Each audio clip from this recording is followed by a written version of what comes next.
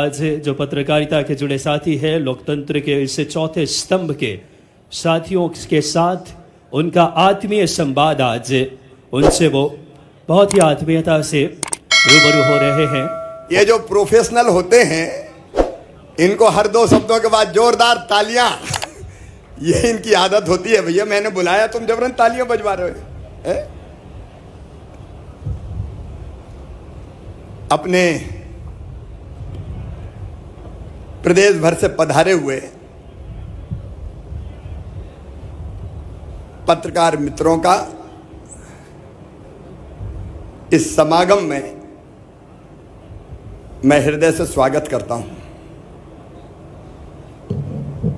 मित्रों, प्रदेश की सरकार के दो ही लक्ष्य रहे हैं। एक, मध्य प्रदेश का विकास, और दूसरा, समाज के विभिन्न वर्गों का कल्याण और अनेकों कल्याणकारी योजनाएं समाज के अलग अलग वर्गों के भाई और बहनों के लिए प्रदेश सरकार ने बनाई है। मित्रों, मैं अच्छी तरह जानता हूं, और केवल जानता नहीं हूं, अंदर से महसूस करता हूं कि पत्रकार, मीडिया लोकतंत्र का आधार स्तंभ है, और हमारे पत्रकार मित्र दिनों रात परिश्रम करते हैं। अनेकों कठिनाइयों के बीच वो सही समाचार जनता तक पहुंचाने का भरपूर प्रयत्न करते हैं, और आप ही हैं जो सत्ता को भी संभालने का काम करते हैं। इसलिए मेरे मन में पत्रकार हो, मीडिया हो, उनके लिए बहुत आदर का स्थान है। कई दिनों से कई पत्रकार मित्रों से अनौपचारिक चर्चा होती रही है। मैं बाद में आपसे मिलकर चर्चा करूंगा, लेकिन कुछ चीजें जो बहुत जरूरी है मीडिया जगत के लिए, पत्रकार मित्रों के लिए, उस पर आज मैं चर्चा करना चाहता हूं। एक तो मध्य प्रदेश में मालवीय नगर में, भोपाल में हमारा पत्रकार भवन था। वो पत्रकार भवन तोड़ दिया गया था, और तब से वो जमीन वैसी ही पड़ी है। मैंने अनौपचारिक चर्चा भी पत्रकार मित्रों से की है। सबके मन में ये क्या है कि वो पत्रकार भवन बने, लेकिन उसको नया स्वरूप देने का संकल्प मन में आया है। हम उसको बनाएंगे भी भवन, और स्टेट मीडिया सेंटर का वो स्वरूप ले ले, जहां पत्रकार वार्ता और अन्य गतिविधियों के लिए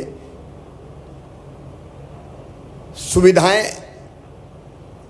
वर्तमान परिस्थितियों में जो आवश्यक है, या ये कहूं कि अत्याधुनिक सुविधाएं भी विकसित की जाए, जिससे हमारी पत्रकारिता का काम आसान हो सके। तो पत्रकार भवन तत्काल ही हमने फैसला किया है कि उसके निर्माण का काम भी शुरू करेंगे, और स्टेट मीडिया सेंटर का वहाँ दर्जा देंगे। वहाँ बैठने की व्यवस्था, चर्चा करने का स्थान, लाइब्रेरी, कैंटीन और क्या क्या आवश्यकताएं हो सकती है, एक सभागार की व्यवस्था भी ठीक से, उसको उन सब सुविधाओं को विकसित करने का काम किया जाएगा। बीमा कंपनी ने इस बार जो प्रीमियम की राशि है वो बढ़ा के 27%, 27% की उसमें बढ़ोतरी की है। अब मैं जानता हूं कि इतनी बढ़ी हुई इतना बढ़ा हुआ प्रीमियम देना कई मित्रों के लिए कठिनाई पैदा करेगा।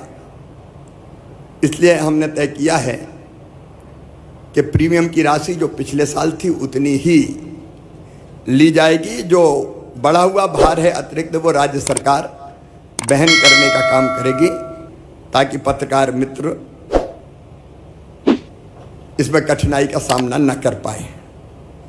और 65 साल से अधिक उम्र के हमारे जो सीनियर पत्रकार हैं,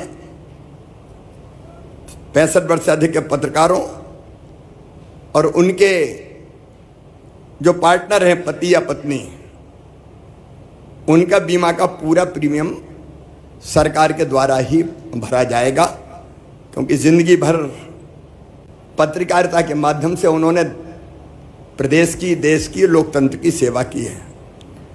बीमा के लिए आवेदन करने की अंतिम तिथि भी 16 सितंबर थी, उसको बढ़ा के 25 सितंबर कर रहे हैं, ताकि कोई कठिनाई ना हो, पर्याप्त समय रहे बीमा करवाने में। कई बार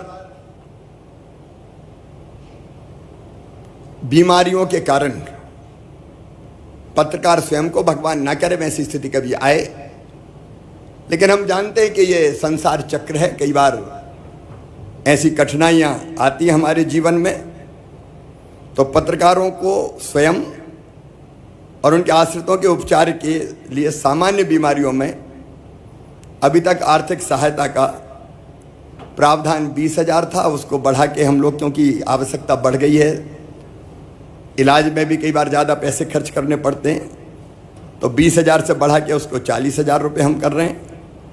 और गंभीर बीमारियों के लिए 50,000 से बढ़ा के इसको सीधे 1 लाख रुपया किया जाएगा। लेकिन और भी कोई ज़रूरत होगी तो सरकार ध्यान रखेगी। हमारे वरिष्ठ और बुजुर्ग पत्रकारों को प्रतिमाह सम्मान निधि अब तक 10,000 दी जाती थी, उसको भी बढ़ा के 20,000 रुपया किया जा रहा है, ताकि जो वरिष्ठ पत्रकार हैं उनको तकलीफ ना हो। सम्मान निधि प्राप्त करने वाले, भगवान ना करे, लेकिन हम जानते हैं कि ऐसा होता ही है कि पत्रकार का अगर स्वर्गवास हो जाए तो उनके परिवार को, उनकी पत्नी को 8 लाख रुपए की सहायता की राशि एक मुश्त देने का प्रावधान कर रहे हैं।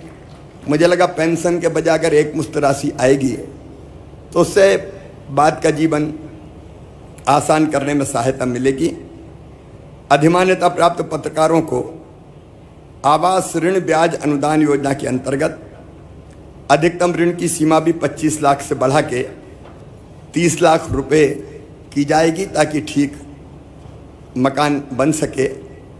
और किसी भी अधिमान्य पत्रकार भाई और बहन के बेटा हो या बेटी हो, उनकी शिक्षा के लिए बैंक से लोन अगर लिया जाता है तो उसके ब्याज पर भी 5% ब्याज अनुदान 5 साल तक राज्य सरकार के द्वारा वहन किया जाएगा, ताकि बच्चों की पढ़ाई की तरफ हम लोग ध्यान दे सकें। छोटे शहरों और कस्बों के पत्रकार साथियों को आवश्यकता के अनुसार, क्योंकि आजकल डिजिटल युग है, इसलिए भोपाल में डिजिटल तकनीकी का प्रशिक्षण दिलाया जाएगा। और इसमें माखनलाल चतुर्वेदी राष्ट्रीय पत्रकारिता और संचार विश्वविद्यालय का भी सहयोग लिया जाएगा। और इसकी संपूर्ण व्यवस्था जनसंपर्क विभाग ही करेगा। एक बात और मेरे मन में है, पिछले दिनों भोपाल में हमने 2 पत्रकार कॉलोनी बनाई, उनके लिए ज़मीन आवंटित की थी। मैं जहाँ जाता हूँ जिला स्थानों पर भी और स्थानों पर भी पत्रकार मित्र मिलते हैं, और वो ये कहते हैं कि एक पत्रकारों के लिए कहीं ज़मीन का आवंटन हो जाए या कोई कॉलोनी की व्यवस्था हो जाए।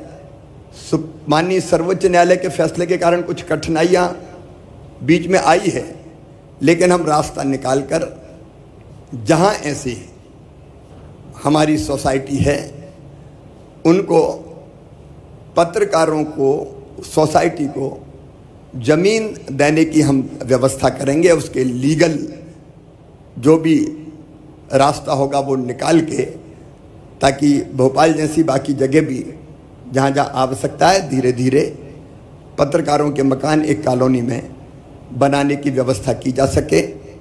और एक बात और मैं कह दूं अंत में, फिर हम लोग अनौपचारिक चर्चा करेंगे, मिलेंगे, कि इस चुनाव के बाद भी हम ही रहने वाले हैं, लेकिन ये सब चीज़ें पहले ही पूरी कर दूंगा मैं, और बाद में भी इसको आगे बढ़ाने का काम भी हम ही करेंगे। एक बार मैं फिर आप सब मित्रों का, पत्रकार मित्रों का हृदय से स्वागत करता हूं।